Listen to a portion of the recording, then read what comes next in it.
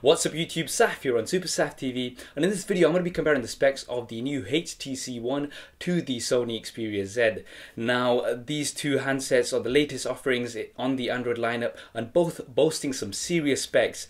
Now with the Samsung Galaxy S4 just around the corner, I mean things are really heating up and all these different handsets, and it can get a bit confusing what the key differences are between these big players. So I thought in my usual style, let me compare the specs of these two and give you guys a better idea of the differences. So let's get straight into it. Looking at dimensions initially, the Sony Xperia Z is slightly thinner than the HTC One, just about 1.4 millimeters, whereas the HTC One is slightly smaller in terms of the height and the width. Now obviously this is because the HTC One has a slightly smaller screen, a 4.7-inch screen, whereas the Sony Xperia Z has a full 5-inch screen. Now obviously, you know, the never-ending debate of how big is too big on a smartphone. Personally, I use the Samsung Galaxy S3, which is about 4.8 inches, and I think it's absolutely fine. I think 5 inches is slightly going a bit too much on the bigger side, but some people prefer that larger screen size for things like videos. Now obviously videos are going to look great on both of these devices, and that's because the resolution, you've got 1080p resolution on both of these screens, which is absolutely amazing. I mean, you're going to be getting some really nice video on here. They've both got a resolution of 1920 by 1080. And in terms of pixels per inch, the pixel density PPI, the HTC One has 468 PPI, whereas the Sony Xperia Z has 441. Now, obviously, at that rate, you know, these minor differences in terms of PPI are not going to be a huge deal. Obviously, the HTC One is a smaller screen, so you've got the same resolution, but it's packed in a smaller screen, so you've got more pixels packed in that space, so that's why it's got the higher PPI. But at that level, I don't think you're going to be, unless you're looking for it, you're not going to be able to notice a huge deal of difference in terms of the detail. Now, looking at the weight of these devices, the HTC One is 143 grams, the Sony Xperia Z 146 grams. Again, not a huge deal of difference in terms of the weight, just 3 grams between them. And moving on to the build, now the HTC One is a curved aluminium unibody, whereas the Xperia Z is an anti-shatter durable glass. Now that's front and back, so it's got glass. Now both of these are going to feel quite nice and premium, unlike, you know, a lot of people were complaining about the S3 being a bit plasticky, but these are using some premium materials on here. And obviously the key point about the Sony Xperia Z is the fact that it is water resistant, let me say, and dustproof as well. Now this is obviously a unique selling point of this device, and it's water resistant up to 1 meter and 30 minutes, which is very impressive for a smartphone of this specification. So I mean, I'm sure everyone knows somebody or themselves have spilt water on a phone, and it's just been a nightmare. Whereas with this one, I've actually heard of some people dropping it in the toilet, so obviously with the Sony Xperia Z, this shouldn't be an issue, so very useful there.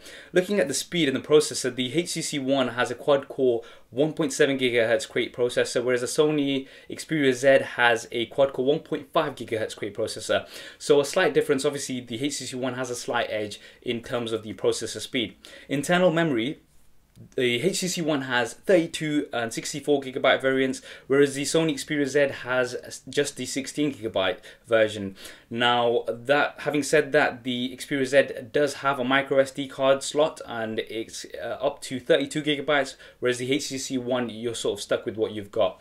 So obviously that's the advantage that's going to be there. You can expand it. Yeah, fair enough. It's going to be a slightly smaller storage size on the actual device, but you can expand that only up to 32 gigabytes. I'm not sure why not up to 64 gigabytes like the S3 and other phones, but only up to 32 gigabytes. But then again, I think it just sort of come down to your personal preference. In terms of the RAM, both have 2 gigabytes of RAM, so you know, multitasking is going to be really nice on these handsets. 2 gigabytes, sort of traditional, sort of standard now, so you're going to be able to run lots of applications at the same time.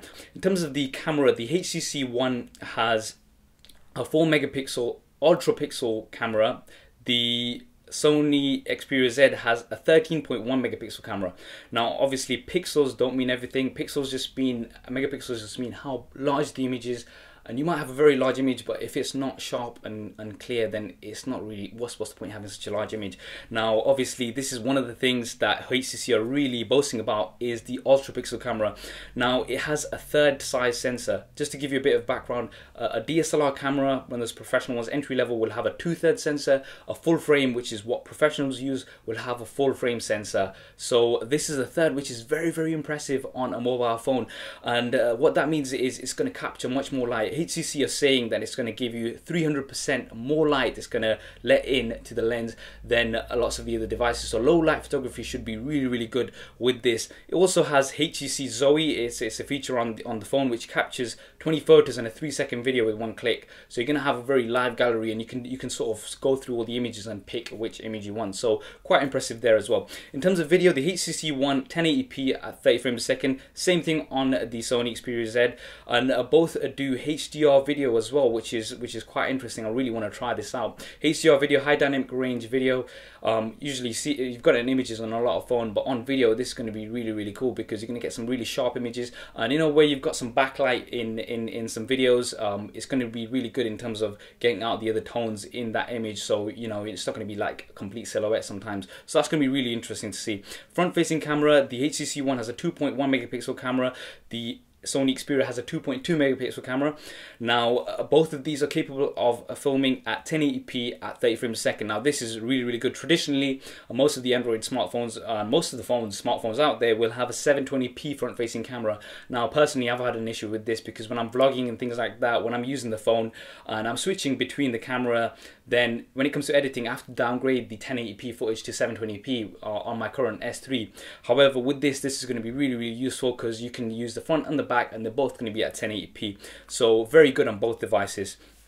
In terms of the operating system, both have the Android Jelly Bean 4.1.2 on both devices, and that's going to come out of the box, and obviously that's going to be upgradable to 4.2, but it depends on when Sony and when HTC configure the updates with their own skins. Now the Sony Xperia skin doesn't actually have an official name. I don't believe anyway. HTC, obviously HTC Sense, which is quite popular and has been on all previous HTC devices, and it's also got HTC BlinkFeed. Now this is a new feature where you're going to have tiles on your screen, and you can sort of configure social media updates, news, etc. You can really customize those, and they're going to be live widgets on there. So that's quite a cool new feature on the HTC Sense UI as well. So that's something to look out for.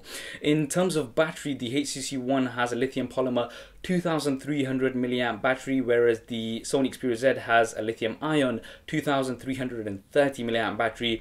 Now one thing to note is neither of these are removable, so this seems to be sort of a trend these days. I know the iPhone used to have it before now. Lot more Android phones, and the Nexus 4 had it as well, where you cannot remove the battery out of the handset. So that seems to be something consistent. So you're not going to be able to get a replacement battery that easily for these devices. So one thing to bear in mind there as well. The Sony Xperia Z, however, does have a battery stamina mode. Now these are some of the other features I just thought I'd cover as well. Battery stamina mode apparently is going to give you up to 4 times more standby.